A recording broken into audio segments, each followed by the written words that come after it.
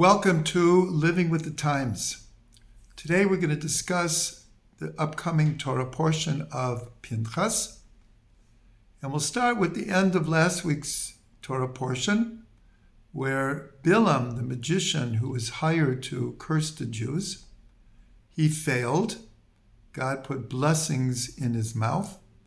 But then he comes up with a plan to have the women of Moab and Midian come entice the Jewish men to idol worship and sexual activity. And in the midst of this kind of wild scene, one of the princes of Israel takes one of the Midianite women and very publicly has relations with her. And this is a terrible desecration. And even Moshe didn't know what to do. The scene was so out of hand. But Pinchas comes and tells him he reminds him actually what he had learned from his teacher Moshe.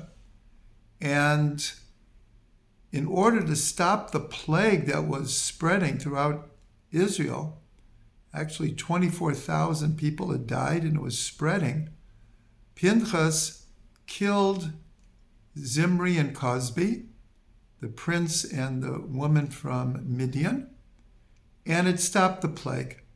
That's the end of last parsha. This parsha begins with God granting Pinchas a covenant of peace for his zealousness.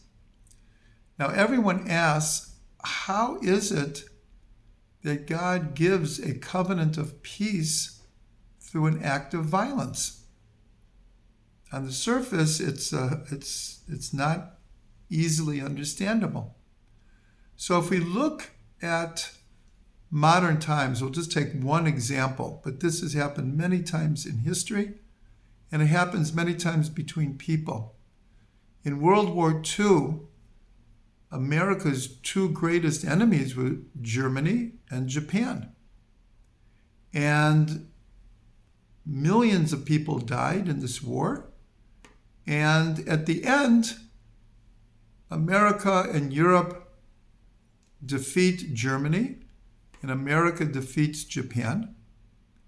And a few years later, who is the best friends of the United States? Germany and Japan. So what we see from this, and we see it throughout history, sometimes when confronted by an enemy, the only way is to defeat it in order to make peace. Even though ideally it would be nice if peace could come through peaceful means. But we've seen throughout history, only after an aggressor is defeated can you make peace. So now we can understand why Pinchas was given a covenant of peace. Because the plague was spreading in Israel, and because of what he did, it stopped the plague. And very interestingly, if you look at the rest of the Torah, from this portion to the end of the Torah, there's no more rebellions, no more major complaints, no more huge disagreements. That what Pinchas did, he changed the whole atmosphere. And so the same in individual relationships sometimes.